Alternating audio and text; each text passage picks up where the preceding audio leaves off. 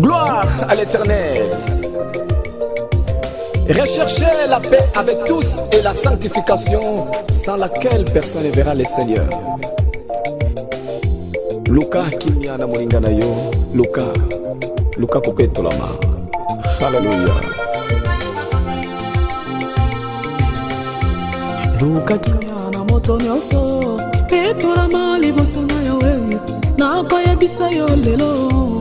Tribunal nzambe koya. Changer bomo ina yo lelo. Au gouverneur de la province du Haut-Katanga, président de l'Assemblée provinciale du Haut-Katanga, de la part de l'ensemble des communautés panafricaines spirituelles. Objet: la considération de la date du 2 juillet ainsi que l'autorisation au buste de Kimpavita à l'ensemble des communautés panafricaines spirituelles placées au gouvernorat en date du 2 juillet de chaque année. Nous vous informons que le 2 juillet de chaque année, nous, la communauté panafricaine spirituelle, commémorons la mort de Yakimpavita, brûlé vive avec un fils dans son dos, en Banzan-Congo, l'ancienne capitale du royaume Congo. En effet, vu le travail abattu par la jeune fille de 18 ans, nous nous voyons redevables en sa mémoire et demandons un accès en date de 2 juillet de chaque année au buste placé au gouvernorat pour marier les pratiques à l'existence, ainsi qu'une reconnaissance de cette date en nous organisant des journées de réflexion et commémoration en sa mémoire. Nous vous remercions. Voilà, merci mesdames et messieurs. Nous ne sommes pas, vous allez comprendre, n'est-ce pas, avec nous que le décor a changé.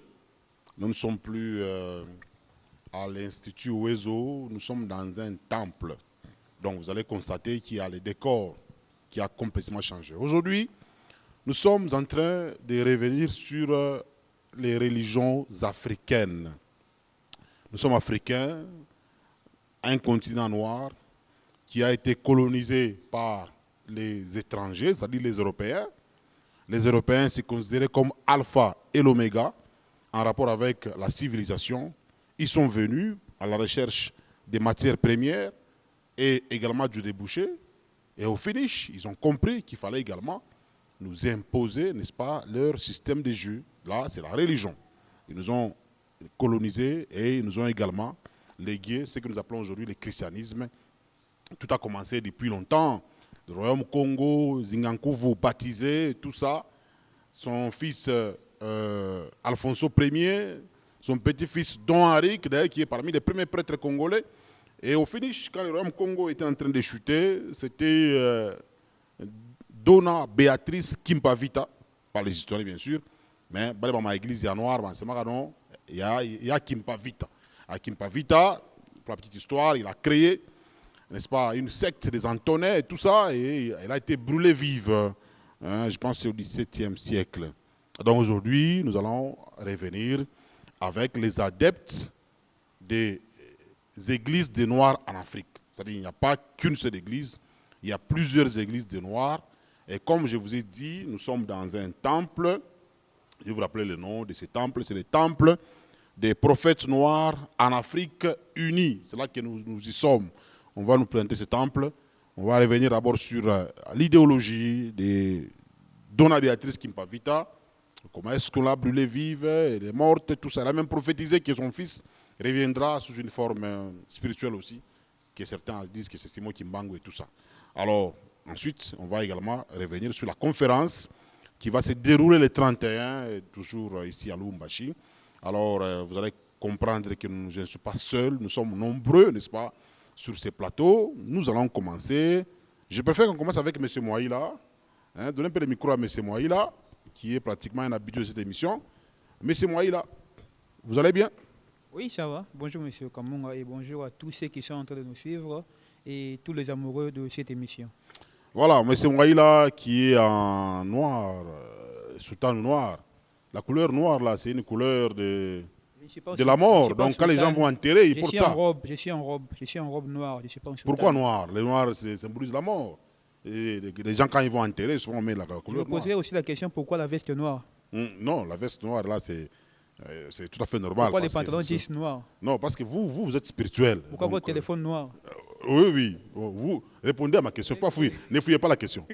Pourquoi noir? Non, la couleur noire est symbolique. La couleur noire signifie la force. Parce qu'avant que Dieu puisse créer tout ce qui existe aujourd'hui, Dieu existait dans le noir. Voilà, il y a des gens qui vous ont découvert pour la première fois.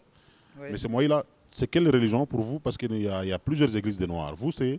Non, je suis de la religion africaine, je suis dans le panafricanisme, je suis dans le centre SECRA, Centre et Communauté de Réveil Africain. Beaucoup me connaissaient dans Vouvamu, mais je suis toujours dans Vouvamu, comme je suis dans tout le mouvement panafricanisme, mais nous œuvrons présentement dans le centre SECRA, qui est le centre et Communauté de Réveil. Vous n'êtes pas un petit dissident, un petit rebelle qui s'est rebellé en Comme tout le monde peut le dire. Pour former son wenge ou son kiosque. Comme tout le monde peut le dire, Mais Jésus aussi provenait quelque part pour fonder aussi le christianisme. Fumukimbango aussi a sorti quelque part pour former le kimbanguisme. Tout le monde sort toujours de quelque part pour former aussi son. Donc tu es savoir. sorti de Vouvamu?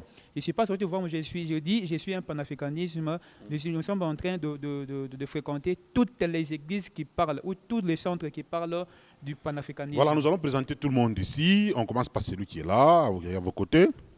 Avant de présenter d'abord le temple et parler de Kimpavita. Oui, le nom c'est? Merci beaucoup vraiment pour la parole. Moi, c'est M. Kasongwa Ilunga. Kasongwa Ilunga. Oui, je suis de la religion padiste, c'est-à-dire Église des Noirs en Afrique, religion padiste. Pancha micro bien. Donc, padiste, c'est pas Ndinga, Teteate. Effectivement, Ndinga, Teteate, ce qui veut dire la voix du Sauveur, la voix que nous parlons, la parole que nous parlons ici du prophète Berger Mpadi. Voilà. Merci. On va revenir, on parle de papa qui est là. Papa? Moi, je réponds au nom. Le micro, pancha micro bien. Moi, je réponds au nom de papa Kyungun Tutula.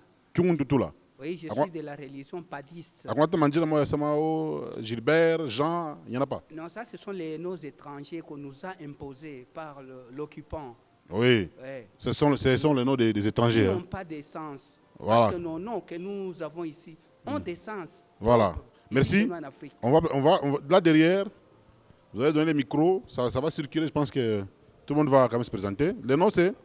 Moi c'est Mayou Komuntseki, je suis dans les religions Centre SECRA, Éveil et Communauté panafricaine. Voilà, les suivants. Monsieur Kamunga, ngana préféré le balingala poto. Ah, le balingala. Ngakomona nga Chitelwani Kasongo.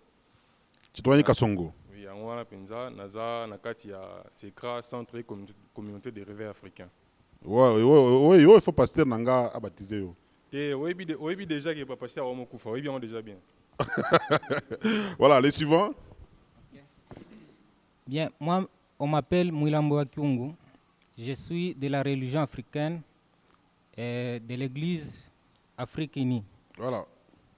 Le suivant. Tunaitiwa Nkambo Kibale. Nani? Kambo Kibale.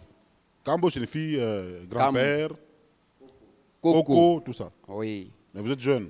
Pourquoi Nkambo? Kanisa yetu inaitiwa Temple des prophètes noirs en Afrique Unie. Joignez le Nkambo, mais pendant que tu es jeune. Niko Nkambo parce que nilikuya kako ni kwako natakuya kako paka. Merci. Les suivants. Merci beaucoup pour la parole. Moi, je suis Salo Papa African Kambo Muta. Je suis le président des jeunes africains au Temple des prophètes noirs en Afrique Unie, Ama Africa Umoja. Mandez-vous venir une spiritualité. Hapana, mandevu ni vile Mungu alituumba. Tunacha donc muko siri moja hivi paka mandevu. Afu nywele. Njoo yenyewe nguvu ya Mungu. Ah, OK. Bon, derrière là, parce que aba tabatia ku micro, Mukongo. Mie niko mama Ngalula na Weji Chanda. Mama conseiller mu kanisa yetu ya Afrique. Ça va, tourne de ville. Rapidement, tourne bien bio. Masama tourne jino na pitas. Tourne bien bio. Merci. Mini Sung Dorcas. Oui, ça va? La suivante là. Gina, rapidement. Jina yangu minaitwa kwa Kyungu Kabila. OK. Nani mwingine? Jina yangu inaitwa Mama Bashia Mwamba. Voilà. Jina yangu ni Mama Kon Maua. Voilà. Jina yangu ni Mie Kiabu Kasongo. Voilà, les micros là. Jina yangu ni Nkambo Mbaso Mange, génération en génération. Jina yangu Nkambo Kapongo. Miko Nkambo Kasongo Lubo.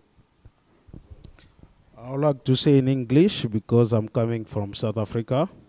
My name is Nkambo Mpimba Lebu. I'm a Pan-Africanism. Sure. Mie ni Chef Mulungo. Mie ni Monga Malila. Also, I want to speak in English because I'm come from Zambia. My name is Joseph. Sorry, I'm Kapoma Mukangwa. Voilà, merci. Ça c'était la présentation. Nous allons évoluer. On va prendre ces micros là. Alors, nous allons commencer par la présentation, n'est-ce pas, de ces temples. Vous allez comprendre que on nous a demandé d'enlever les chaussures, parce que on dit que c'est un lieu saint, c'est un temple, comme dans la Bible de Moïse et tout ça, ils avaient enlevé leurs chaussures et consorts. Bon, alors, on va commencer par les temples. Les temples. Les temples. Rappelez-moi l'Indina, on ne sait pas temple, hein? Temple de prophète noir en Afrique. Oui.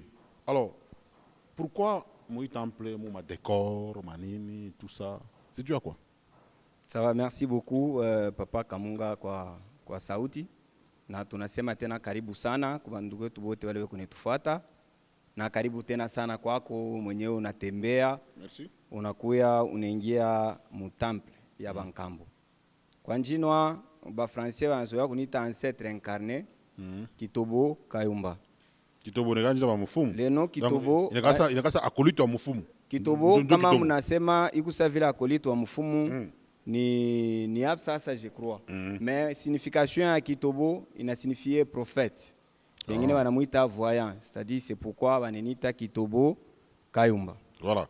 Alors, ma décor yi mu temple, ça veut dire quoi? Ma décor déjà munaita temple, vile tunaita temple quand tunafika kuita mkia kwetu mzuri na signifier kipango cha Bankambo, ina maana cha manabii. Sasa ukile kipango kule unafika inalomba okuteko picha ya ule Nkambo, jushi banabii yetu anasebasha kuanjikiwa, atuna na mafoto yabo, ni mahistoire mwa balikuwa kuturakonte hapana. Banabii yetu shie tulibaishi, beko na origine kule barifikia, beko na empreinte ile bariacha, na maimage yabo tuko nayo, c'est pourquoi tunaiweka, tunaidekore pour que kama unaingia tunakwambia sema huyu ndio nabii fulani, alitumika mtam fulani na tam fulani alifanya kazi fulani, na kwa abo ni fashi fulani. Anasema il faut comprendre spirituellement. Inalomba comprendre na ile akili Mungu alifanya nini? Ndio banabii ya wazungu abameinteresse moi hapana. C'est-à-dire Baba Moussa, Baba Ezekiel, Baba Jérémie, ça vous intéresse pas ça? Oui, minezu kusema ça nous intéresse pas. Ya Baba Moussa njoo asikufanye kazi huku kwetu. Cha kwanza Musa kama tunaenda mu historia yabo yenyewe ya Biblia Exode, banasema Musa balimchunga mu Egypt. Ina maana balimchunga kwa Afrika. Mais Musa anakomea mu nyumba ya baba yake Farao, alimlokota balisema Farao anaanza kuuana, mais Farao alishinda kumuua Musa. Anamlokota anamfundisha masomo, Musa anauana. Anayua strategie yote ilikuwa mu nyumba baba yake. Sasa vile alikuwa deja ni mtoto wa mwiji, alikuwa mu nyumba njoo ayue strategie atingiria wapi atatokea wapi, njoo anaenda create rebellion, anakuya ni direvolte mu nyumba baba yake, ule alimchunga, anaiba mali na kumuua baba yake, anatoka anaenda. Donc ule mtu wa vile alinyuia Nkambo yangu, mishiwezi kusikia hata historia. Merci. Yake. Alors, rapidement, tenez bien bio. Ndio. Ça ule photo ya kwanza, c'est qui? Ile photo ya kwanza iko pale ni baba Kyungu Lunyata, njo prophet wa Basantu, kanisa Basantu mnashikia Basantu. Kyungu Lunyata, njo ule. Njo Kyungu Lunyata. Wa Basantu. Wa Basantu. Wakufuatia ule? Ule ko pale ni Kayumba Mwabi, njo prophet wa Kishila. Kanisa ile mnashikia kaba Kishila, yeye ni Kayumba Mwabi. Ule ko pale ni Lunga Mbiji, combattant ule mnashikia Lunga Mbiji Kilue. Wa Baluba. Wa Baluba. Voilà, ule alifondé royaume ya Baluba. Njo ule. Njo ule. Nani prophète? Yeye ni combattant, ça vile ma Bible yenu tunaona ba Samson. Ah, voilà, ba guerrier. Ba David, yeye ni guerrier. Voilà, ule mwingine. Ule ko pale ni mtoto yake Kala la Ilunga. Njo ule un guerrier aussi qui avait tué un Congolo Mamba. Voilà. Voilà, on évolue. Ule tunafuata pale angari mjima, ye ni Kitoboke Longolwele, njo père spirituel wa ule asha kubatia na kanisa ya ERDA ya Ilunga Mbitikilue. Ule mwingine tunaona pale ye ni Mfumu Kuso, njo baba nangara bavuvamo. Ah oui oui. Eko Kishasa. Vivant. Ule c'est un héros vivant. Oui oui, un héros vivant. Ule ko pale ni Mfumu Ngwaka, Makongo ye ni wa Congo Brazza. Ni mwanamuke na yeye eko nangaria nini. Mais Bible ngata mwanamuke kuba élever. Bible interdit kuélever mwanamuke. Mnasema bien Bible. La femme doit se taire dans une assemblée des saints. Mnasema bien Bible, mais huku kwetu tunarudia ni royaume. Ni mwanamuke na anatawalaka na kwa sultani. Voilà. Voilà. Donc alors après ule tuku na baba mufindi na weshi yeye ni asha na yeye kwenda, yeye ni baba wa église Apocalypse des dieux de nos ancêtres. Asha deja kufwa asha kwenda. Voilà, où il enfatia? Ule enfatia pale ni John Marango wa apostolo. Voilà. Voilà. Donc c'est un prophète aussi qui est mort. Oui oui, huyu yuko hapa ni mama Nzinga. Njo kule kwenye ulitoka histoire bali profetize mambo ya kuya yenye tutasumburia leo ya mama Kimpa Mvita. Mama Nzinga. Banani ba ngunga Afrika wale mpaka mama Nzinga. Voilà, mama Nzinga donc ni mama alitumika kaji. Ni mama alibeba spiritualité donc ni prophétesse. Ni yeye Kimpa Mvita ni banduku. Yeye donc taseni mama yake Kimpa Mvita spirituellement. Wakufuatia? Ule wakufuatia pale njo mwenye Nkambo Kitoboka Yumba. Ule mnaona mimi nikupa mbele yenu. Njo wenu mwe. Njo mie. Non, uko hapa. Yeye shasha kufaka ule. Ule njo mie. Ule njo wewe. Ule donc pale unamwona sasa kufaka donc ni ile sale alikuwa shavariwa na mijimu. Yeko mkaji ya Bankambo. Voilà. Ule foto mnaona pale pambele pale chini njo mwenye mvuluzi eto Kimbangu dia Ntungunya. Baba alibeba mziko. Leo shiba tu beushi na shi ulete na kamera wanzi na kutusumburisha ko ni grâce yake. Asimo Kimbangu. Baba ana Simon ni baba Kimbangu dia Ntungunya. Voilà. Kwa Afrika tu ya kuyaka ko na Simon tu ya kuyaka na Pierre. Ka tunaenda kuona ile manjina iko kuba Yuda. Aina hata kuba Yuda, iko kuba français, iko na kuba belge. Ndio tunaona wale ba Simon, ba André, ba Pierre. Voilà. Mais wetu ni Kimbangu dia Ntungunya. Après uye kwa hapa njo mwenye mama Kimpa Mvita ile tutasemelea leo voilà. Tutasemelea leo. Baba njo alichinjiwa kuposta Mboko, baba en tant que eco berger wa Afrique yote mjima, baba mpadi buka makengo ntsuka tete atengunga ya Afrika. Voilà. Alors quand nous constatons, c'est-à-dire ima religion yote abantu beushi. Ndio. Muko ensemble. Oui oui. Déjà vous divisez. On est déjà pas tout quoi ensemble. Kila mtu mkoa yake. Non, hatuna mkoa, quel que soit unashikia tunasema religion padisi tunasema sekra, tunasema vuvamu. Je crois mon manifestation mon séminaire il y a décembre chaque fin il y a mois il est colonial. Donc les 28, les 29, les 30, les 31 décembre, shibote bale banasema ba religion africaine tina ma mouvement ya ba kemit ba panafricaniste tunakutana kafashi moja. Merci, on va revenir sur ça à la fin. On va prendre celui-là. Alors nous allons aujourd'hui parler Mambo Enangaria Kimpa Vita. Donc vous le nom c'est Kitobo Kayumba ou ni Kasongo wa Ilunga, hein, monsieur Kasongo wa Ilunga. Tous tes frères, pasteurs, apôtres. Papa. Ah, papa Kasongo wa Ilunga. Tunaitanaka papa hata ukwe mtoto uko papa mama Kasongo mzazi. Qu'est-ce que vous retenez d'abord de Kimpa Vita? Parce que pour les historiens, Kimpa Vita, esprit à Saint-Antoine, je le dis on a Saint-Antoine, on a créé une secte, il y a les Antonins. Et puis, on a brûlé vive parce qu'elle s'opposait, elle disait que Jésus est noir et que les noirs aussi ont des seins. Alors, vous retenez quoi, n'est-ce pas, de Kimpa Vita? Merci beaucoup kwa kutupatia tena sauti. En tout cas, shie mkumfamia mama Kimpa Vita, tunamfamia kama ni mama wa imani. Ni mama alibeba muziko ya kutukombola shi wa africain mubutumwa ile bazungu balikuwa kutuvuka. Avant de parler de Maman Kimpa, d'abord tutasemezea njoo ya Mama Nzinga Mbadi parce que Mama Nzinga Mbadi alitabiri kama alitafsiri kuya kwa Mama Kimpa Vita avant kuzalikwa kwa Mama Kimpa. Parce que Mungu alisumburia naye, Mungu alimtumikisha Mama Nzinga Mbadi na alimwambia sema mwisho yako wakati wote utafariki. Pata micro bien. Wakati wote utafariki.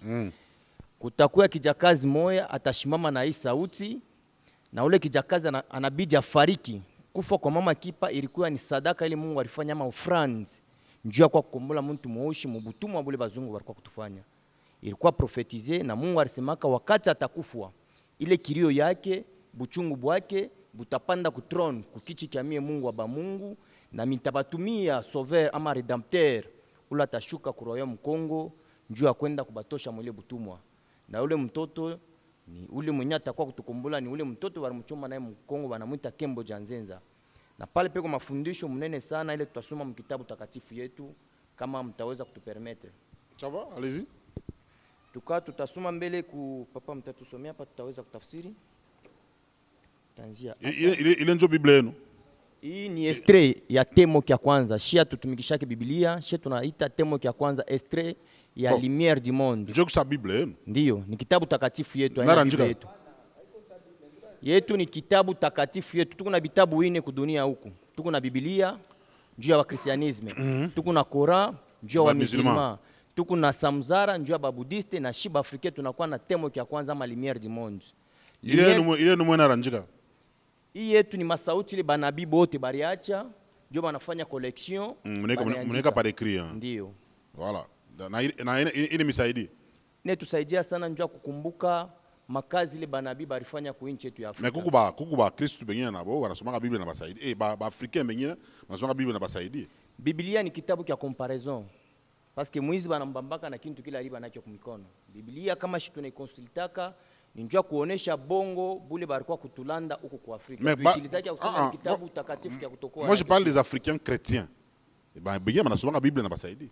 Akuya kuyaka Africain chrétien. Ni ba prisonniers spirituels, c'est-à-dire ma église mnaona isha kututawala, ce sont des prisons ile isha kubamba banduku yetu mubutumwa wa kiroho. Na Biblia ni arme ile bazungu baritilize njoo kwa kutuua nayo mkiro shi wa africain. Haiko kitabu kia kutusaidia hapana. Voilà, merci. Tu peux lire rapidement. Mpatie micro. Lorsque les cris douloureux et les larmes d'une prophétesse noire remonteront vers les trônes de la grâce. Je suis le Dieu des temps infinis, le Dieu des esprits, de prophètes, dans ma miséricorde insondable. J'enverrai à mon peuple opprimé la race noire, leur sauveur qui s'élèvera au royaume du Congo, actuel RDC Congo. L'avènement du dit sauveur sera premièrement naturel, c'est-à-dire qu'il naîtra par la voie des relations sexuelles d'un homme noir avec une femme noire, tandis que cet homme est d'une femme, car ce sauveur est mon grand don offert à la terre au temps de la fin, afin que la puissance et glorieuse manifestation de la victoire messianique est pleinement effective dans la race noire. Merci, tunashikia maandiko vile nitambia. Hii ni Mungu wetu ambao wa Mpungu Tulendo, Mungu wa Shiba Afrika alikuwa kunazungumza na mama Nzinga Mbadi. Mnaomba na Mungu na wa Afrika. Ndio, tuko na Mungu ine kudunia huku. Tuko na Dieu Allah. Wa musulman. Pour les musulmans. Yahweh wa chrétien. Tuko na Mungu Izwara, Dieu ya Asiatique. Tuko na Mungu Jéhovah Dieu éternel, Dieu ya judaïsme, bouddhisme, judaïsme, christianisme. Na tunakuya na Dieu tout puissant. Ile banamuita mkifransa, mkikongo banamuita Nzambi ya Mpungu Tulendo. Ndio yenu. Ndio tunamuita Mungu wa uwezo, ndio Mungu wa Shiba africain. Donc il y a plusieurs dieux. Il y a 4 dieux seulement dans les 4 continents qui regorgent le monde. Ah oui. Kila taifa iko na Mungu. Ndio bila mnasoma pale Mungu wenu mwarisema. Wakati Mungu anaanza kumprepare sasa mama Nzinga Mbadi kusema mimi nitatuma nabii, tafanya sadaka kwa dunia. Njoo kwa kukombola taifa yangu. Mimi nasikia kilio kwa watoto yangu. Na ile sadaka nitafanya inabidi baiweke pa madhabahu. Là c'est à quelle époque? Avant mzungu akuye ou bien mzungu ashakuya nitwamvai. Mroyaume Congo. Ndio. Mtu mwosha anaanza kufa shifike tena kumancho wa Mungu wake. Tunaanza kudisparaître. Kule barikuwa kutuletea ile msalaba banaita padrao. Padrao ya Diego Kao. Ile msalaba Diego Kao anatonesha alikuwa kufanya embouchure ya fleuve Congo. ile embouchure barikuwa natembea na miroir magique, barikuwa beko natafuta mkuyua bulongo ile kingariki sacré haiyakuwa na zambi. Wakati bakafika ku Afrique ojadis barikuwa beko naita Royaume Congo, akakuta hii bulongo ilikuwa sacré, anakuta muntu mwisho alikuwa en parfaite communion na Mungu wake. Muntu mwisho ashikuye kuwa, ashikuye bwizi, ashikuye busharati, alikuwa kunazungumza na Mungu wake na bankambo yake na mijimu yake ilikuwa kuna bashikia. Wakati mzungu anafika kwa hii dunia, anaangalia force ya mtu mwishi ilikuwa nguvu sana. Anasema njoo tubavuke butuma, tunabidi mbele kubadekourager kubile kinafanya nguvu yabo. Akaanza kutudekourager, sema ile Mungu naomba mijimu. Or kama tunasema mijimu, hata mbiblia tunaona ni ile tunasema bassin batakatifu. Muntu kama anakufa leo munjia ya Mungu, tunamuita mtakatifu. Kuku bassin Jean na shikule kwetu ndio kunakuwa bassin Kipa, bassin Nzingambadi, ni batakatifu bale barikufa munjia ya Mungu. Mimi naweza kumulilia na kuya kunisaidia. Bazungu barikuwa banafunga ile milango ya batakatifu yote, paske tulikuwa na mafashi takatifu ila hawezi kufika hapo kama usha kufanya zambi. Kama usha kuprofana hawezi kufika ile fashi. Donc Diego Cao para kuyaka kwaje mukadre mo hivi ya ma commerce, ya voyage découverte, c'est un problème spirituel. Diego Cao était un missionnaire catholique. Alikuwa na mission bien spécifiée. Ni ya kwa kuvumbula bulongo bwa Afrique, abufunde na funde africain namna kani atamfunga mbutumwa. Bari mutuma njoo kwa kutuvuka butumwa. Ashikukwe na mission ile banatufundisha kusema alifumbula, il a fait la découverte de l'embouchure du fleuve Congo na inaishia pale. Avant miroir magique. Ils avaient leur miroir magique qui détectait les lieux saints, c'est-à-dire les terres saintes. Donc le Padrao il est race spirituel. Padrao ni mulango ya enfer. C'est pourquoi leo hata Yesu mwenyewe wakati balimujika bakwekake msalaba pa kaburi yake. Leo tunaanza kuona banduku yetu banakujika, banakulelia na kukulia sema tu es venu de la poussière et tu retourneras à la poussière. Oui. Or l'homme a été créé par Dieu. L'homme n'était pas tiré de la poussière. Il est nakuwa ni ma prière ile barikuwa beko nafanya mu livre ya grimoire. C'est pourquoi tunegalaka kwa catholique chaque fin d'année banagala na ile messe banafanya messe de requiem. Ni messe ya ma transfert d'âme, mu ile malie satanique yabo. Il y a l'Ems, il y a le purgatoire et il y a l'enfer. Ni ma porte ile banakuwa banachunga manafsi ya banduku wetu beushi aifikake kwa macho ya Mungu. Kule Mungu alisikia buchungu. Sema pourquoi Mungu wetu amba akasema batoto wangu bafike tena kwa macho yangu. Akamulomba Mungu aba Mungu. Ula nekala pakiti kia enzi entouré na ba 4 êtres vivants. Akamulomba nipatie ruhusa ya kuchoma dunia kwa ajili nianze kizazi kia sasa kile kitani reconnaître. Mungu aba Mungu akamjibu Mungu wetu amba mpungu tolenda kusema haiko makosa ya batoto yako. Bantu baribengiria mkini yabo. Bana bafuka mtumwa mkini yabo. Inabidi ubatumie bankambo yabo bale bariwa source ya kule baritoka. Bariwa mfano kani barikuwa beko naomba, mfano kani barikuwa beko natembea, bakabarudishe mu divinité originelle ya bankambo. Ni kule Mungu alitutumia banabii banakuwa kuprepare kuya kwa ba Messi ama bakombozi betu. Kule tunaona bamama Nzingambadi, bamama Mafuta, bamama Kipavita, barikuwa ni kuprepare kuya kwa bakombozi kwetu. Kipavita a fait quoi exactement? Alifanya nini ile tunaweza kusema sembo voilà famba bakawaila ile yasaidia bantu wa leo. Merci. Merci kwa kutupatia tena sauti papa, mtusomeko tuanze tu hapa njoo kwanza kwa kazi. Na mama na maverset. Il y a aussi des versets là-bas.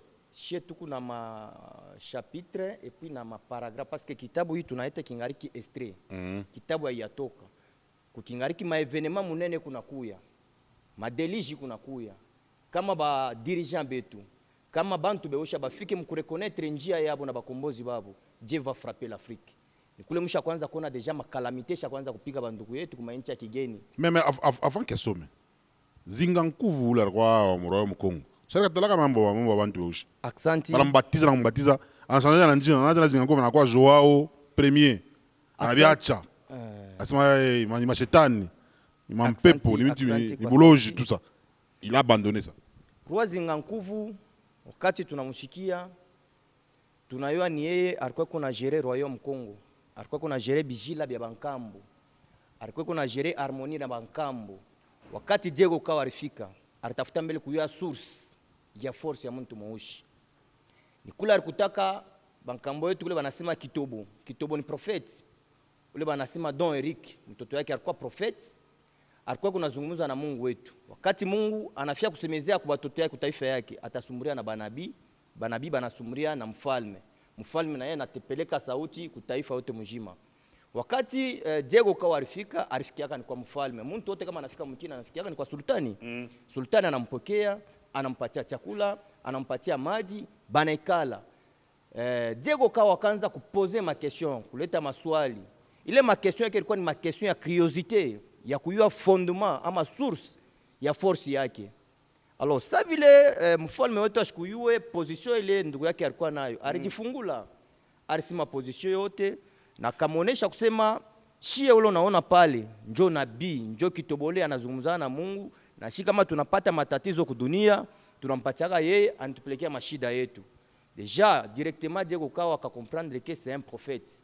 Kia kwanza mbila akamulomba sema unapasha nipatia mtoto yako twende naye ku Rome kulaya, akafunde masomo na maombi akuya anze kumiombia Mungu, anze kumishushia manguo. C'est-à-dire le roi Zingakuvu a été corrompu. Jean apega bunkanaki Vemba. Busultani bwake ya mavazi. Vemba nakuwa Don Henrique et puis prêtre catholique. Kuna fika akangusha busultani bwake njuu ya tamaa ya mavazi, tamaa ya chakula, tamaa ya chumvi. Ni kule bazungu bakangaria. Leo kama tunaona mabatemu ya banamweka muntu mai bakimtosha banasema tunaua muntu wa zamani na unakuya muntu wa sasa. Mfalme bakambatiza, bakamuua busultani bwake, ce qui faisait sa force inanguka na bukubwa wetu ama force yetu inakuwa résider munjina. Manjina yana shi tunayanza. Même vous là tel que vous êtes là. Mku na njina yenu banaita njina ya kitofu. Ayanzie penu. Kamunga. Iko na source. Bankambo bale origine yako ndio ile kunafanya leo force yako kuyeko parce que hauna pierre. Njina ya kweli ni ile papa Kamunga ya bankambo yako. Bakangusha kubwa bula alikuwa na busultani wa bankambo yake bula alikuwa anampatia yangu leo akampatia ile njina ya sasa ile mama unajua. Joao Premier, c'est-à-dire akapotesha busultani.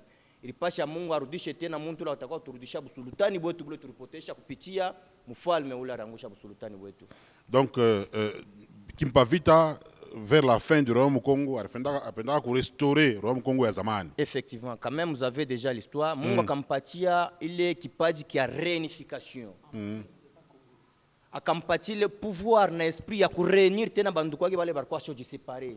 Parce que objectif ya bazungu ilikuwa ni séparer pour mieux régner. Baritukabula aba banenda ngambo yabo, aba banenda ngambo yabo, banachonganisha ndugu yangu, kuna kuya tamaa na kuna kuya chuki, shipende tena ndugu yangu. Alo Kipavita Mungu akampatia ile kazi ya kurudisha banduku yake fashi moya, na kampatia pouvoir ya kwanza kufanya ma prière rituelle, kurudisha mtu mweushi ku divinité originale ya bankambo yake, na uwezo karudia mtu mweushi akabeba force yake, mzungu akakimbia mwile mkini reine kipa alikuwa na diriger, bakangara yake anakuwa obstacle. Pale barikala conference yabo sasa bakabebele banaita kipango kya kumuua na yake sasa mama kipa. Bakasema njushi tuendelee muhimu kini tunapasha mbele kujidebarase na huyu muntu eko netuampeshe kufanya kazi yetu. Tutafanya je ni kule barikala marenyo banasema tuutilize paka baba yake ndio tutamupata mtoto. Tutafika kule kote. Asante. Voilà. Donc c'est il est à préparer ule Vemba paenda kule kubulaya.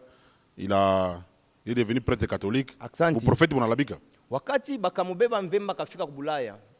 Abakwanze kusema bote lugha moya parce que kule barikuwa banasema kilatin, yeye alikuwa anasema lugha ya huku. Barimwekaka dans magique, rino ya magie. Ile barikuwa sho travailler ku Rome pour vike banze kupatana mu malangi ile beko nasema. Wakati bakampatia ile rino banaanza kusumburia. Don Eric alijifungula akaleta position ya mkini yake yote. Kama unapenda kuvuka mzuri mtu mwoshi mbutumwa, allez d'abord profaner tous les lieux saints. Parce que les mafashi takatifu ndio naleta nguvu kwabo. Beko nasumburia na bankambo yabo. Beko nasumburia na banduku yabo wale basha kubatangulia kudunia. Banarudiaka kubasaidia. Juu mbapate mzuri mwanzie pombele kuprofaner malie saint yote et puis ndio mtebaweza. Kama mprofaner malie saint kia kubaweza kinako. Na niari pelekaka ile kitabu tunaita hii kitabu yetu yenye Lumière du Monde. Wakati ile tukipoteshaka banaita temo kia kwanza. Alienda kukipeleka njoo bakaya position yetu yote bakaanza kutufunda kupitia ile kitabu arachaka kule ku Rome.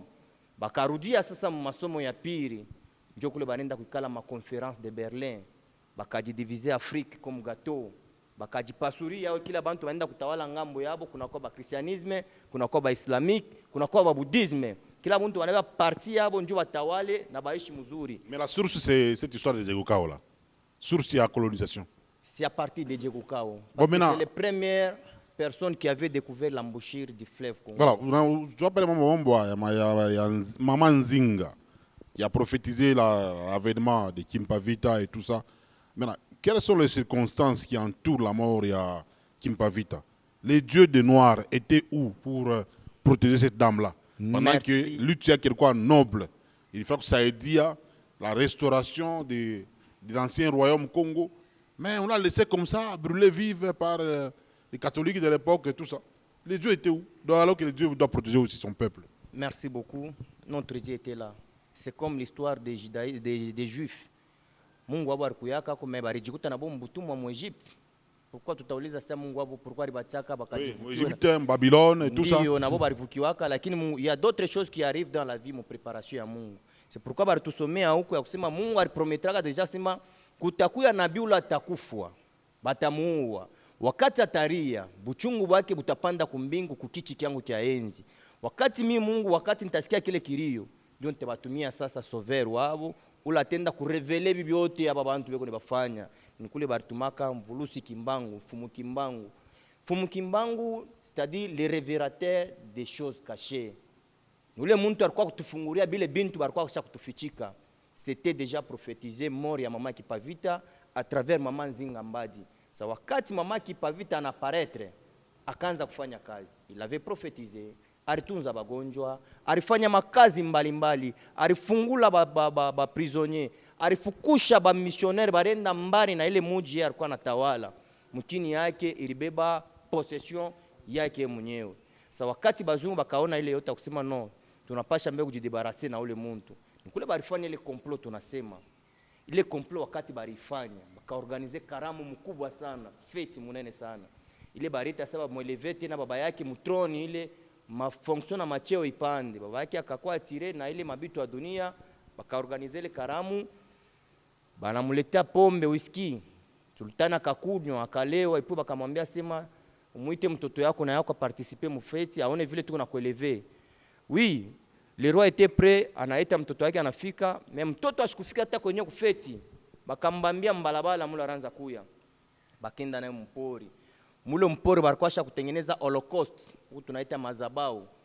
Or kama tunangaria holocaust, c'est le lieu où on allait donner les offrandes kwa Mungu.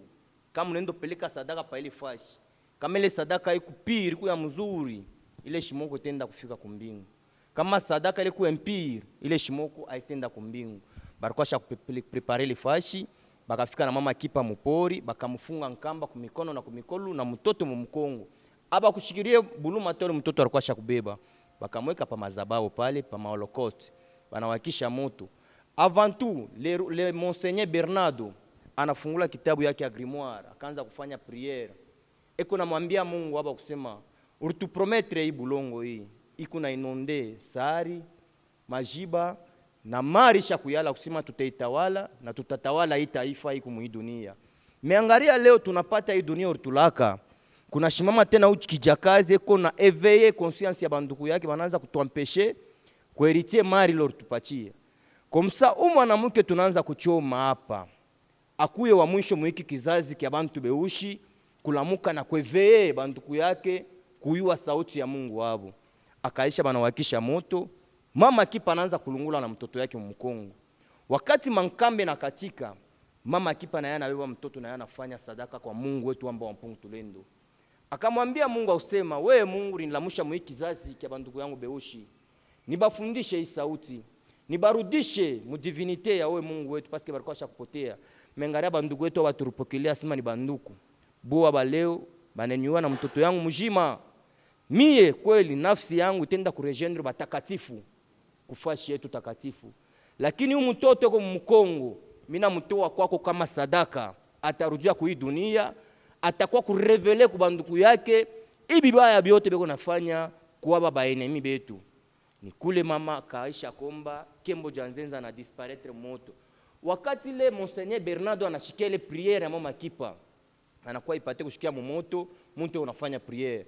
Baka comprendre que huyu muntu anarudisha hii esprit huku kudunia tarudia tena kutuderanger. Njo kule barenda kubeba maivu ya Mama Kipa Vita, barenda kuibatize. Banaipatia ile njina banaita Ndona Beatrice. Ilikuwa ni njina ya baptême juu ya kuanayanti esprit ya kipa vita ishirudie tena kudunia kufanya jina ya batemi inaneantir muntu. Oui, oui, directement shibanatosha bumungu bwako. Kama Humanisme inatoka. Kama batiza muntu na njina ya Bakristo banatusha banamshanjaka lu muntu. C'est significatif. Wakati ule wanakuweka mumai banakutosha, c'est spirituel. Banakupatia ile possession ya ile njina kama ni Pierre, c'est-à-dire tu deviens l'incarnation ya ile njina ya ule Pierre. Kama ule Pierre alikuwa mwizi, utaherite ile mabwiji bwake. Kama alikuwa msharati, tu vas hériter busharati bwa ule esprit banakupatia ya ile njina. Bazungu bo bebe manjina tu pourquoi? C'est spirituel kwabo, c'est spirituel aussi. Dobo yabo wana garder. C'est pas vile iko. Yetu shiendo bantongeza yabo. Comme oui, banaua ile yetu parce que yetu ilikuwa na force, c'est significatif. Tu bantongeza manjina yabo shi, tonga ba Pierre, tonga ba André, tonga ba Simon et tout ça. Ile yote ni manjina mbaya, ni manjina ni mapossession washa kutuposséder nayo. Voilà. Donc Kimpavita anafanya des prières et puis akaisha kufanya les prières, l'enfant disparaît dans le vent nenda. Nafsi ya mama Kipa inenda kurejoindre manafsi ya bamama Nzinga Mbadi, bamama Ndona Mafuta, bamama Berenice. Aende mwanfer. Aende mnafer, inenda muliesa yetu, mumbanza kikangu. Ndio fashi takatifu kule manafsi yetu shiba africaine ndaka. Bon, c'est rien de vous na croire. Njuku pasteur mwewe anakaa na ubiri ku RTC anasema kufa ndio taona ndio réalité yote tout ça.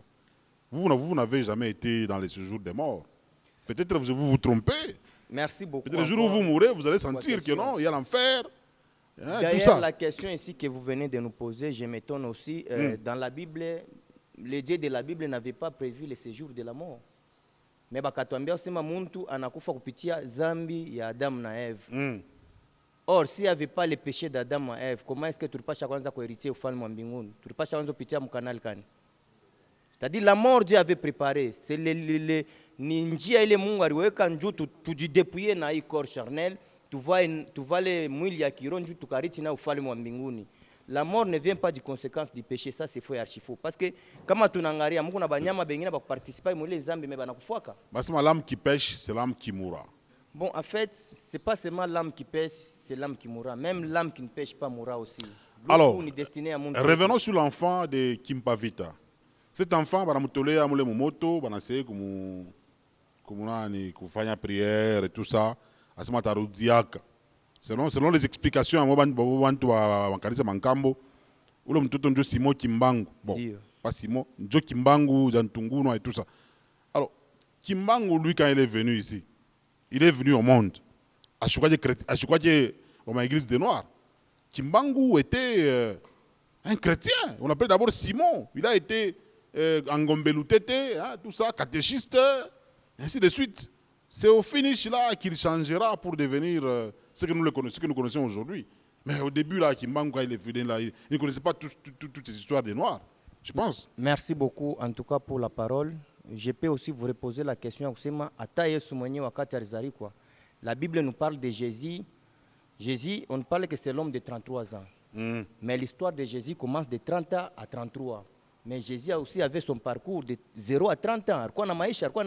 Il faisait ses travaux, ses activités. Mais wakati temps ya Mungu inafika njoo akwenda kurepondre kwa ministeri ile Mungu anampatia. Akabandone mambo yote ya dunia na akenda kurepondre kwa appel ya Mungu. Ni pale kazi yake ilianzia à partir de 30 ans jusqu'à 33 ans. C'est-à-dire mtu yote kuna histoire. Même vous là, amujue histoire yenu ile mtafanya après 50 ou 52 ans, c'est Dieu qui le connaît. Oui. Ça c'est comme ça. Donc c'était le moment des yeux qui est venu. Effectivement, il attendait le temps de Dieu arrive pour qu'il y ait un ministère yake. Malheureusement, héritier yake, batoto yake, bibi yake, ils ont prêché avec la Bible. On a fait l'émission avec M. Moïla l'autre fois. Donc, ben la Bible. En tout cas, c'est une belle question. Église de Jésus-Christ sur la terre. Pas son envoyé, Simon Kimbangu. Merci pour la parole. Donc, Jésus-Christ, c'est qu'on parle de kimbangisme. Na bon Dieu na maïta Kimbangu, bon Dieu na mamozole, bon Dieu na Nkamba mikono abo. Donc, bintu de Kimbangu, si nous voulons voir les gens de Kimbangu, on va aller chez eux en Kamba. Les seuls témoins qui connaissent la mort de Fumu Kimbangu, qui avaient participé à la mort de Fumu Kimbangu, c'est Fumu Mpadi. Parce que niye barishi naye mu prison.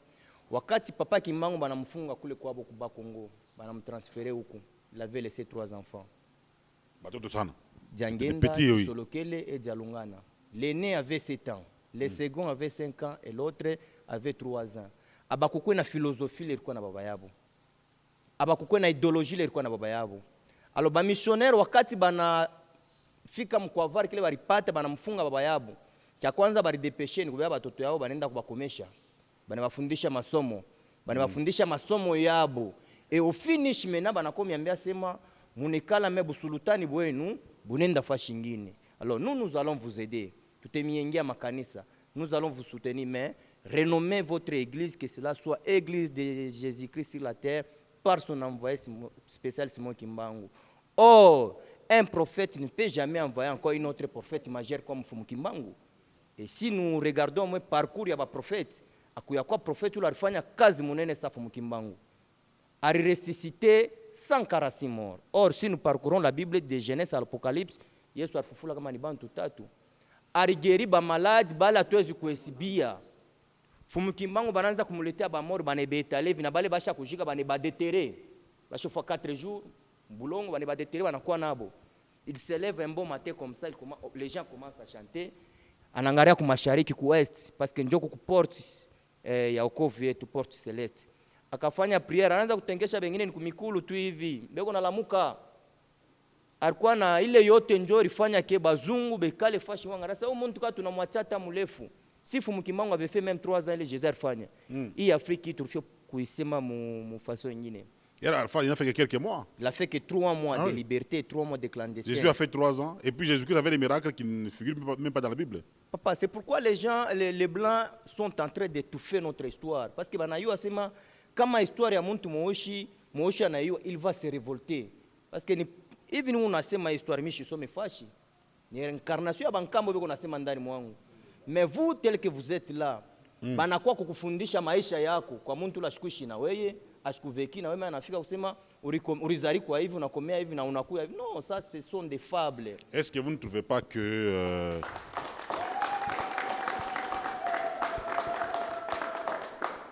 on vient d'applaudir, mais vous ne trouvez pas que les Noirs, quand ils étaient avant Muzungu, sauvages, Zingankuvu lui-même avait demandé une aide auprès du roi portugais. Nous, les Noirs, nous avons nos richesses, mais nous ne savons pas comment utiliser ça. Les Blancs ont la technologie, ils ont la technologie. Gara Coltan. Coltan, là, on a fait un téléphone portable. C'est l'homme blanc qui fait ça. Mais nous, les Noirs, nous sommes incapables de faire ça. Sans Muzungu, on est incapable. Imaginez si Muzungu a choisi. Parce qu'on a eu un bâtiment, ma télévision, ma caméra, ma micro et tout ça. L'intelligence là, nous n'en avons pas. Merci beaucoup vraiment pour la parole. Il y avait des ingénieurs à l'Indou ici. Même pas inventer une bourrette, nous n'avons jamais fait ça. Il faut Muzungu avoir minéré, Merci beaucoup pour la parole. Kama tunarudia tena wanasema mtu mmoja alikuwa singe. Mais kama tunarudia tena tamu histoire batufundisha kwa masomo wanasema l'Afrique est le berceau de l'humanité. C'est en Afrique là on avait trouvé le premier osma ya mtu wa kwanza kumbiwa kwa dunia, bali kutaka ni Mwafrika. Mais kama Afrique ilikuwa berceau ya humanité, comment ça fait-il que tena manezi kutusha sema tuko ba singe? Na baripata ili mfupa mumsanskani. C'est comme dans la Bible. C'est pourquoi je vous dis que des fois tuko na amini bintu bila tuyue. La Bible nous dit que mtoto wa kwanza kumbiwa c'est Adam na Eve. Banazala mtoto yabo wa kwanza Caïn na Abel. Et lorsque Caïn avait tué son frère Abel, Mungu alimweka alama ndio kusema ule wote atamuona shifani na shimuue. Kama anamuua atarudia juu ya ule Mungu. Na kule Caïn alienda kuta kwa bangu kunaishi. Na juu alienda kwa mais l'histoire de la Bible se termine seulement forcément c'est Adam et Ève et Caïn. La Bible c'est quelque chose qu'on avait inventé. Banikala, baneka mumarishi, baneka maevenema ifanyike, anakuwa kutufundisha, anakuwa kutuimposer parce que wakati walikuwa kutufundisha walikuwa huko na Biblia, huko walikuwa na mfimo. Que tu le veux ou pas, tu vas croire. Unapata banakuwa. Kule kutoka traite de nègre, traite de moi, wakaanza kutuua, wakaanza kutuvuka kutuma, wakaanza kutuza wanaenda na shie. Wakati ile kusema haina kusema Mungu wetu ashukue kwa alikuwa na faiblesse no. Bali sema tubatumia sofer wao ule atakuwa kufundisha sauti yao. Na ule sofer kama tunarudia kwa Kimbangu apanze ministeri yake. Alifanya 12 jours munyuma sans manger, sans boire, sans faire quoi que ce soit.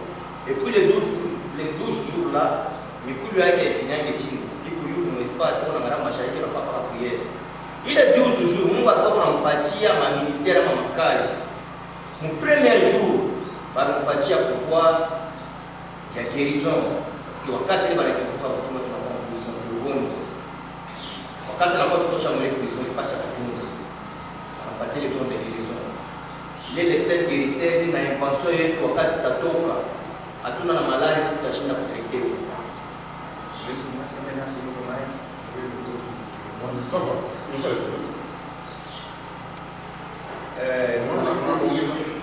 tunashukuru tena kwa kutumisha tena vizuri.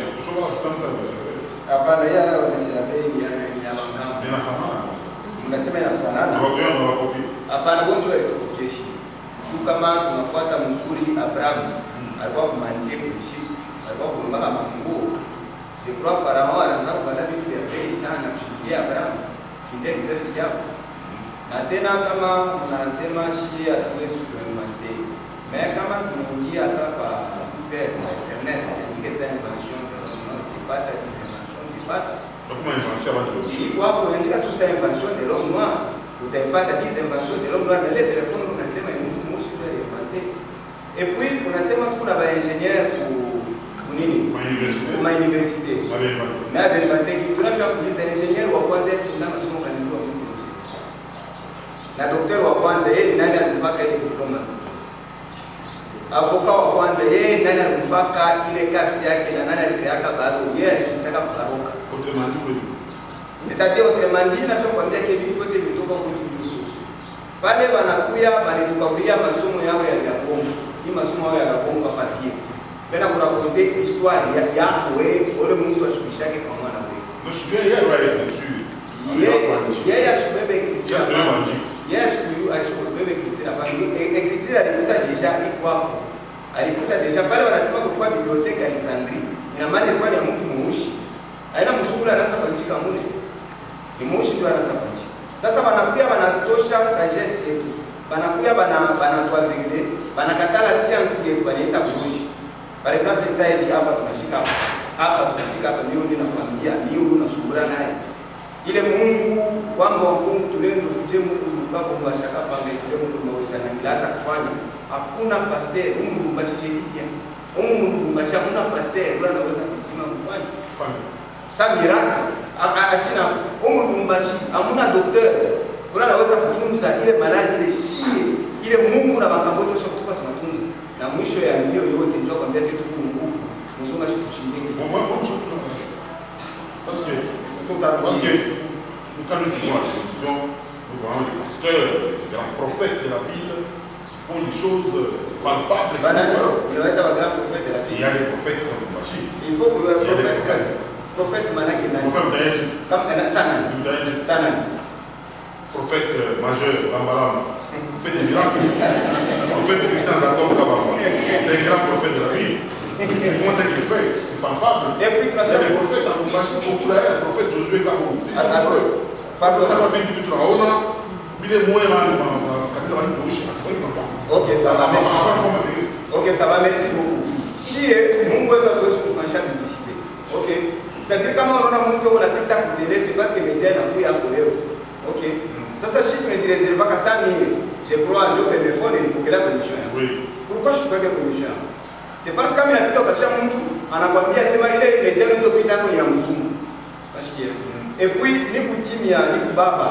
Mimi c'est vrai ni kubaba je suis quand même confronté na watu. Bon, mais tu vas le faire, tu avais mon deux enfants, tu avais les deux on a télévision ya kwanza prophète sambele kwa Afrika mission ni prophète prophète unakuwa banakuita prophète majeur mais vita west Mungu ashisema abanjiki mais ba prophète tunaanza kuona wanaanza Josué ndio kumbana vita naisha au prophète wa asome Matthieu mwenzake anaandika tena yule Matthieu la ata prophète mais Ezekiel alifufula mifupa sasa utamwita prophète je donc hapana unalala na lota ndoto unaona kama chula kinakufa katika chula kinakufa ni lita sheba Mungu wa mangambo tunafanya mambo ya maana sana bila shaka kwa sababu wale wa prophet wale wanaitaini qu'est-ce que vous avez fait de spécial et de voilà ils ont ça que nous avons, que les chrétiens n'ont pas. Quoi, par exemple? Ok, ça va. Ok, ça va. Ok, ça va. Mu spiritualité yetu inaweza kurudia wakati mzungu alikuja. Alikutaka kukuwa tribunal kutimia. Ile tribunal kutimia c'est-à-dire ule mtu anatembea na bibi yangu. Mimi kama nampiga masako huwezi kuwa kubamba wewe. Itabamba ule mtu anatembea na bibi yangu. Mais bali tutoshe ile kujua kwetu. Baleta justice yako ya bongo donc ile tunasumbura mama papier. Donc wote tembea na bibi yangu kwa makuta nini? Nini wewe na bibi nini? Mais kama netukisha justice netukisha tribunal kutimia, ina maana kuna mtu atakaopiga mpango wa mtu. Si ile tribunal kutimia ile tuniache. Tunakuja hapa tunabeba hii mkombo yangu. Hii mkombo yangu.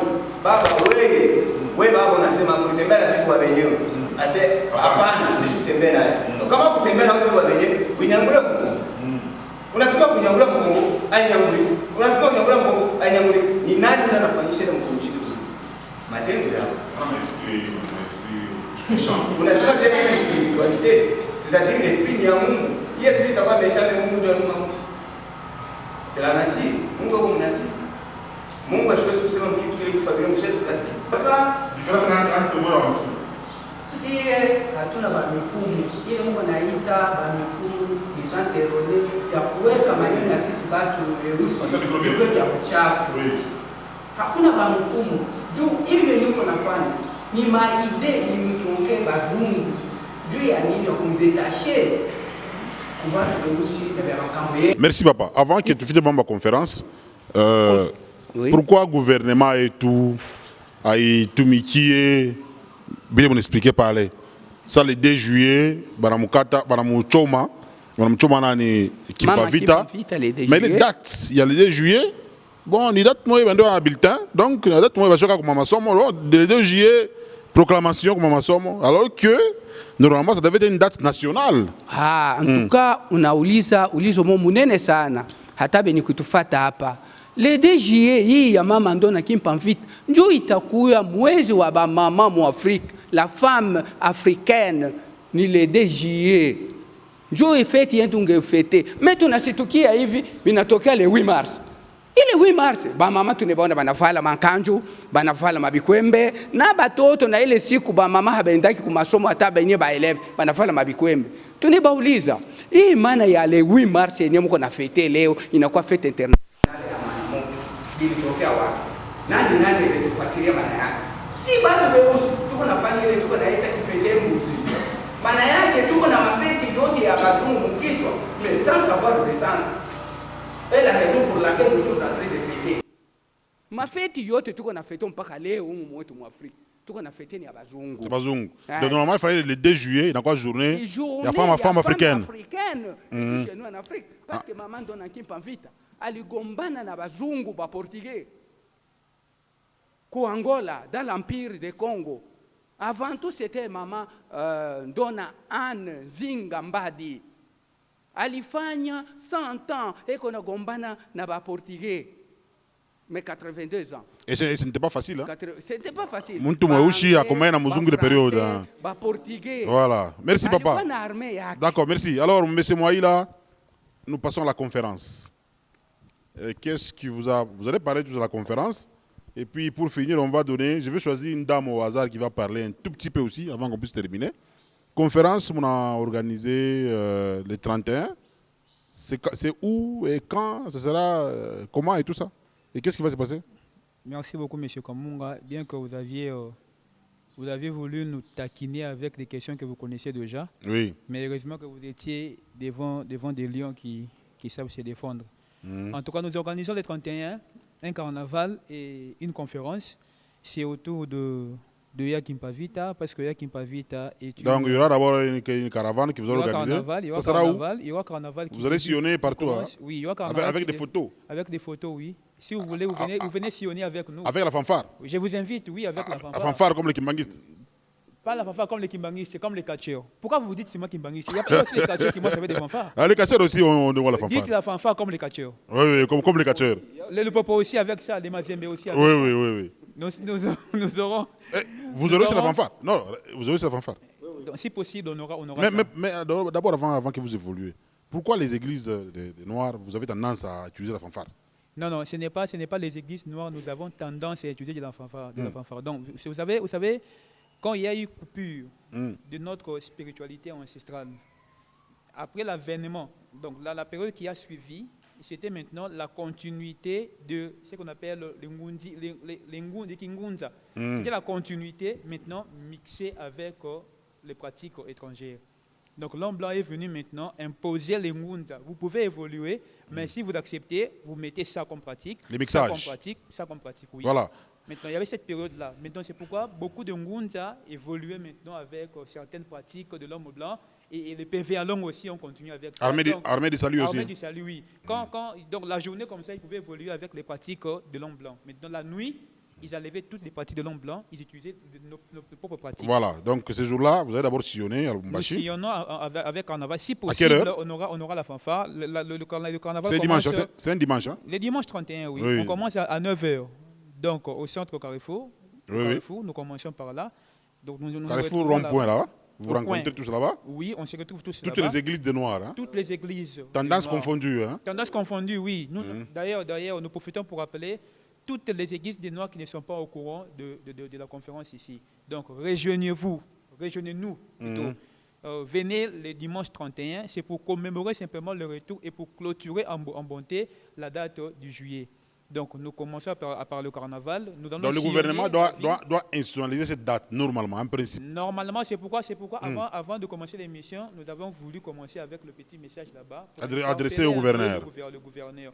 Donc, la date du 31, ce n'est pas pour rien que le gouvernement nous a honorés avec le buste que nous voyons là-bas, au gouvernorat.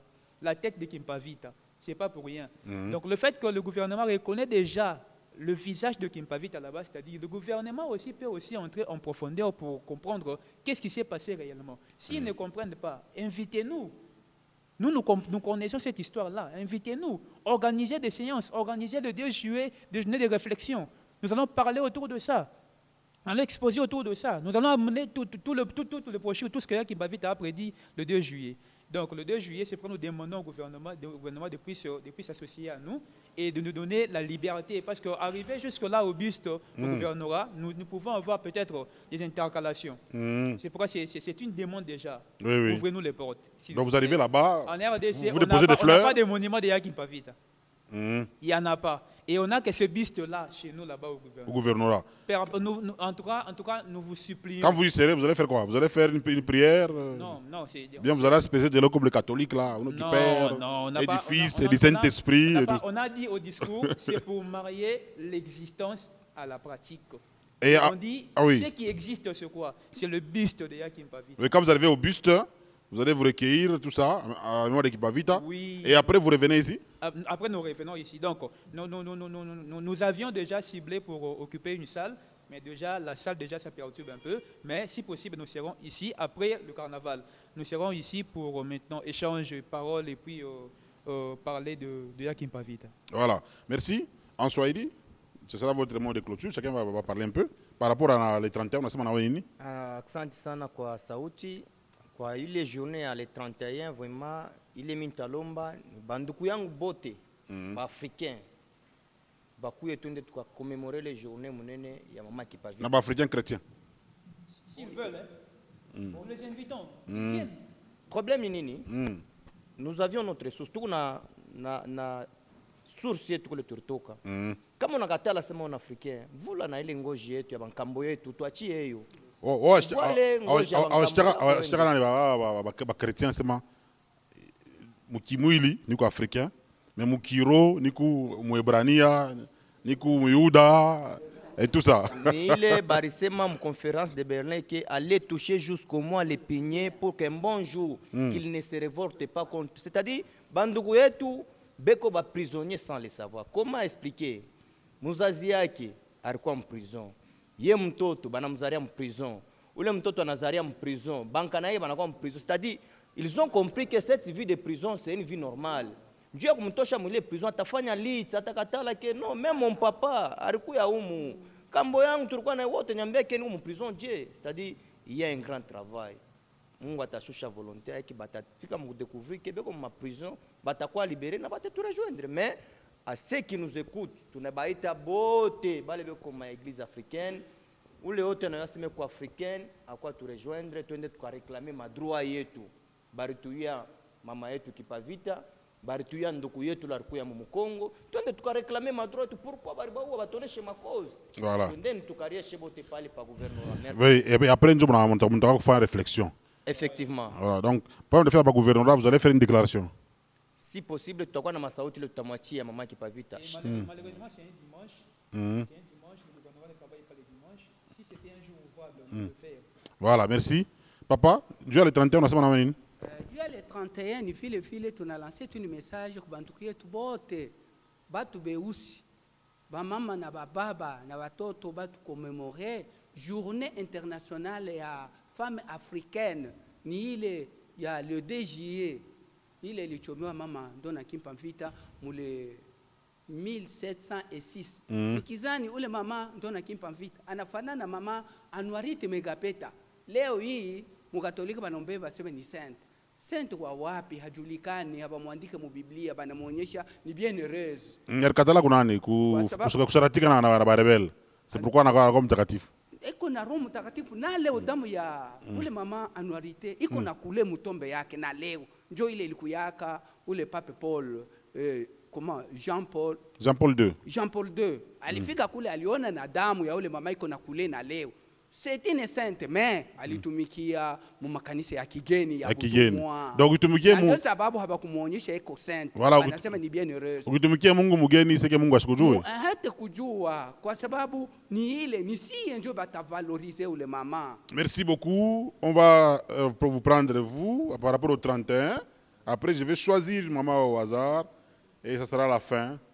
2 personnes. Je vais choisir un homme et une femme. Batasema tu kidogo hata pendant 1 minute et puis on finit.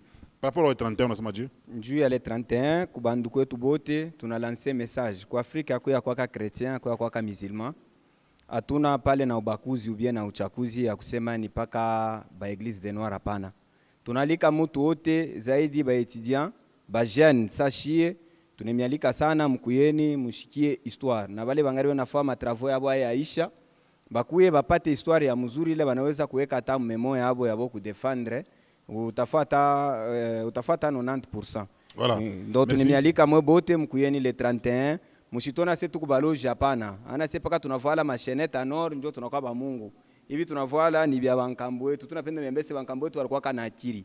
Sasa hii sheneta misha kuvala hii haina fabrique na mtu wao kudunia. Ni sheneta ilitoka kumbingu. Hata unaenda bashino au teipataka hii malungo hii. Ifawe kumbingu. Ilitoka kumbingu. Mbingu wapi? Kwa Mungu muumbaji. Paradis. Ilitoka paradis ushofika kako. Ilitoka kwa baba muumbaji. Yesu atoka paradis. Nani? Yesu atoka paradis. Iko imaginaire. Le royaume des cieux. Iko imaginaire. Njoo kama mwenye arenda kama tuburi yake ainako. Wewe imagine kama mimi naama hapa. Hapo unafika pa hii temple. Ni mpango wa wenyewe. Bane tuamisha hapo tunaenda utakuwa tena sasa ni pa temple. Meka unasikia sawa kwamba huko tombe de Jésus na maana ule mtu le tombeau est vide, le tombeau de Jésus est vide. Hata kama ni vide, imagine pana kwa combien des ans. Tunaanza mulan 0 jusqu'à 2022. Sina mifupa itakuwa vide. Na nkambo yangu. Para fufuka kaya mko kinu. Mimi sikatale, unaona nkambo yangu. Hata baba kimbangu le tombeau est vide, njuna mifupa haina hako. Imagine après anafaka 100 ans. Kimbangu angari imagine mwenye nengo akimpa vita tunasema pandona. Depuis 1706 jusqu'à leo. Est-ce que mule ataka bari mushikaka, est-ce que mungari mifupa? Le tombeau est vide. Voilà. Maintenant, il voilà, bien c'est là qu'on Ivi mshovala. Ça vous aide encore. Donc paka vile tunaona ba musulman beko na tasbih, ba catholique beko na chapelet. Na wenjo hii. Na shitu kuna hii ya bankambo wetu. Na kankonto. Hii nkonto hii. Ça kama mfumo. Na sasa kama mfumo. Nika muntu kamie. Bale mfanisha mu nkonto. Ndio nye busultani. Merci. Alors vous voulez dire quoi? Rapidement, ajouter un truc. Rapidement. Nous vous appelons aussi, vous, la presse. Nous vous appelons parce que vous partez simplement où il y a accident, où il y a pas d'informations, où il y a viol, et aussi où il y a marche à l'honneur de Yakim Pavita. Nous vous appelons. Nous y serons. En tout cas, merci beaucoup. Merci. Alors, je vais choisir une dame. On prend cette dame-là. Vous appelez maman maîtresse. Maman maîtresse, Njira kujina? Kiabuka Songo. Mama Kiabuka Songo. Unasema kana wewe nini njoo ya ibe tunataka kushikia hapa? Hivi yote tunataka kushikia hapa juu ya mambo Kipavita. Mimi nasema mambo ya le 31 Kwanza tunaita bamama bote, bamama Africaine, kwa kusema bote tukuye tukutane ile siku ya le 31 pa guvernora juu ya utukufu ya huyu mama alipata mateso. Mama wote mbele anashikiaka buchungu pa kuzala pa teknike muminite kiloko, tunashikiaka bule buchungu. Sasa imagine d'abord kwa huyu mama kule kulunguzo kwa mumoto na mtoto kumukongo, biko uzuni sana kumaro yetu. Tunaomba sisi wote tukutane pale na ile roho ya buchungu kwa huyu mama kwa kifo kila rituone yaka, kwa kusema tufate Mungu wa bankambo yetu. Na leo tunashimama kumameja na shi tunabamba mamikro ni a travers ya huyu mama Kipanvita. Mimi naomba kwa bamama bote bakuye tuoneshe utukufu na uwezo ya mama Kipanvita munjine ya Mungu wa bankambo yetu. Voilà, maman Kiabou, une question de curiosité. Les jours où vous allez mourir, vous vous retrouvez en enfer. Vous allez regretter. Hein? Mi shitenda mwafere, mi tenda mwafere ya wapi? Wote ndapi kuna kufa. Mi. Mi tenda tu makao ya mwisho. Paka pale batanishika ndio pangu pale mi tenda. Mambo ufalme wa mbingu au yue. Yangu mbingu ndio humu. Uzima wa milele. Uzima wa milele. Ile wanasema mbiblia uzima wa milele au yue. Haiko intéressé. Hapana, ila ina yangu. Voilà, on prend un homme aussi au hasard, on vous prend vous. Donnez le micro au frère là. On peut vous appeler frère. Voilà. Unasema na nini? Hivi tunataka kushikia hapa na wewe. Unasema na nini? Uniite tu papa Afrika ba frère ni ba chrétien. Voilà. Mimi sina chrétien. Papa Afrika, frère hapana. Voilà. OK. Par rapport à hivi tunataka kushikia, unasema na nini tout ça et on va finir par la conférence. Bon. Muhimu biote tunashikia. Je crois bantu ba mingi basa kubiyua na basa kubishikiaka. Tunaita tu ba jeune bote bakuye le 31 dimanche tukutane pa Carrefour. Twende mu marche ya mama Kipanvita kama leo shiba africain tukwa kuna valeur ni njuu ya mama Kipanvita bari muchoma njuu yetu leo na shie Église des Noirs tunatoka kubantu na fia kukwambia kama unaangalia dunia mzima kontina ya Afrika njoo iko pa mapolo iko pa madrapo mubitabu fashi yote me yaba bengine aikalake ko donc shiba africain tuko yulo sana na Mungu wetu eko wa nguvu sana mukuyeni mwebote le 31. Merci beaucoup. Donc religion c'est ya ba étranger iko intéressé hein. En tout cas ata mundo tomisha kulala ukinyambia wewe mnezi kumangia tama ya moto. Uranzaka? Unasema? Uranzaka mbele je njoo unyemo religion ya bankambo. Histoire iko murefu ka tunaanza hapa miniti. Awa chrétien maisha ko? En tout cas miri zalikuwa hivi niko. Awa kwa chrétien. Mu chrétien tulifasa tulipita moment amukwe mwetu njoo pale tulilopoka. Murifasa mnapita mu. Tulifasa tunapita. Njoo nilipendaka mouvement scoutisme sana. Njoo pale nilipitaka hapo na mimi. Mais vraiment bien d'importance. En tout cas bien boule sana. Merci. Nous sommes à la fin. À moins... nous invitons toutes ces personnes-là qui ont besoin de connaître l'histoire de Kimpavita, qui auront des questions autour de la religion, autour du panafricanisme. Nous vous invitons à venir ce jour-là. Il y aura des questions-réponses. Nous serons là pour vous répondre. Pour le contact, vous prenez le numéro 097 47 44 607. 97 47 44 607 pour toute information concernant le carnaval et la conférence du 31 juillet. Merci beaucoup. Voilà, merci. Je pense que émission, il a un caractère interpellateur. Je rappelle que nous étions dans les temples des prophètes noirs en Afrique unie. Alors, nous sommes africains, quelque part on doit aimer aussi l'Afrique. L'Afrique a ses valeurs. Il y a même un musicien chrétien qui a dit à chaque communauté sa culture. Donc, quelque part, nous sommes africains. Il faut simplement raisonner. Ça m'a évi. J'étais dans une conférence là, ou une formation. Parce que il y a affiché il y en a qui ont écrit héritier. Il y en a Sandrine. Il y en a Simon. Bon, pourquoi Muzungu est parlé chez à Nkulu, ou bien à Kasongo, ou bien à Kabea, ou bien à Chibangu. Les Chinois que nous avons ici, jamais un Chinois n'avait un à Muntu Mouchi. Tout les Indiens ou les Indiens, parce que regardez pas bien Tubiabo. Et nous constatons que Boben évolué ça, est-ce qu'on ne peut pas réfléchir quand même sur notre propre écriture? Parce qu'à un moment donné, nous n'évoluons pas. Ben, tu vas regarder la spiritualité bien évoluer. En arabe, on est Émirats arabes unis. On parle aujourd'hui de Dubaï. Oh, Dubaï, porte-à-porte, tout ça. Ces gens-là ont de l'argent, ils utilisent les femmes, tout ça. Vous connaissez l'histoire. Ils ont des moyens. Arabie Saoudite, ben moyens. Indiens, ils ont mis des magasins ici en ville, tout ça. Ça vous imposer. Même les grands bâtiments que nous avons aujourd'hui, les bas indiens. Je suis africain. Est-ce que ce n'est pas la société qui nous manque pour que tu aies un délai? Question. Donc, je crois que chacun doit se poser un peu la question là-dessus.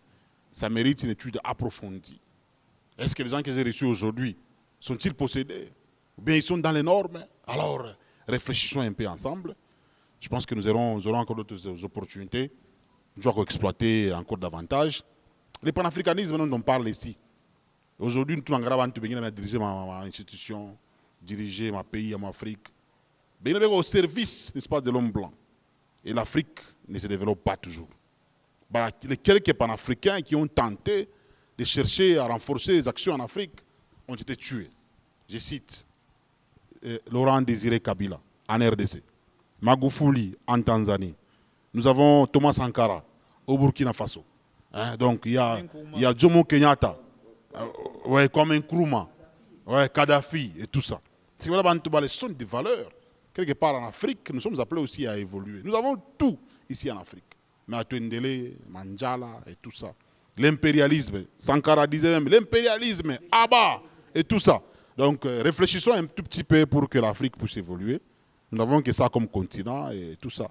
Moi, je n'ai jamais préféré habiter un jour dans un pays de blancs. Je préfère rester en Afrique, mais évoluer et tout ça. Donc on doit réfléchir ensemble sur tout ce qu'on s'est dit ici. Vous avez un avis contradictoire, vous nous appelez aux numéros qui sont affichés au bas de vos écrans. Soit vous nous appelez au 099, ceux qui sont à la radio, parce que l'émission est suivie aussi à la radio, 099 77 09 304. Merci à Daniel Kalimi, merci également à Tété et à tous ceux qui nous ont suivis. C'était Tribunal populaire. Venez à la conférence le dimanche. Il y a des policiers qui gardent le gouvernorat. Donc les policiers, quand vous verrez les adeptes des exonérats venir là-bas, il y en a qui vont envahir, il y en a qui vont détruire. Ils viennent pour se recueillir par les monuments à Kimpavita. Beaucoup dans le gouvernorat, ils ne connaissent pas l'importance de ça, mais ce monument-là est très important. Il ne faut pas dire, Bino, Bozonga Sima, Boya Awate. Donc, ils ne viendront pas agresser le gouvernorat, ils viendront juste pour se recueillir et ainsi de suite. Donc, moi, l'Afrique, c'est ça notre continent. Les panafricains obligent. Travaillons pour l'Afrique, pas pour les intérêts de l'homme blanc, parce que jamais l'homme blanc peut nous aider à évoluer. Ils veulent que nous puissions toujours rester dans la souffrance pour que tout change. Merci à tous ceux qui nous ont suivis. C'est pratiquement fini. Merci à tout le monde. On est ensemble. Merci beaucoup. Okay.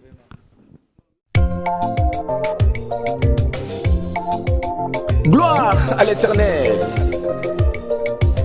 Recherchez la paix avec tous et la sanctification sans laquelle personne ne verra le Seigneur. Luka Kimiana Moringana yo. Luka Kopeto Lama. Hallelujah. Luka Kimiana moto nyonso. Petolama liboso na yawe. Na koyebisa yo lelo. Tribunal nzambe koya. Change bomo ina yo lelo.